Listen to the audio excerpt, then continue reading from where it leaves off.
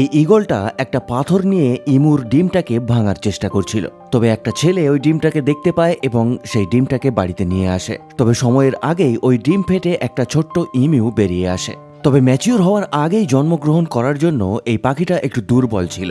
এই জন্য বাড়ির লোক খুব কেয়ারফুলি তার যত্ন করতে শুরু করে, আর খুব তাড়াতাড়ি সে একটা এনার্জেটিক ছোট্ট পাখিতে পরিণত হয়। তবে তবুও খেলতে খেলতে সে বারবার পড়ে যেত।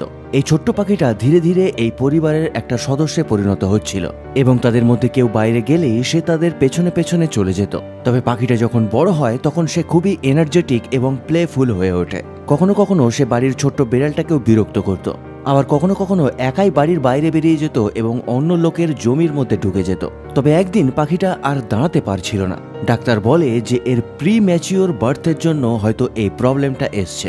এই জন্য বাড়ির সদস্যরা তাকে ধরে ধরে হাঁটাতে এবং এক্সারসাইজ করাতে শুরু করে এবং ধীরে ধীরে সে সুস্থও হয়ে ওঠে।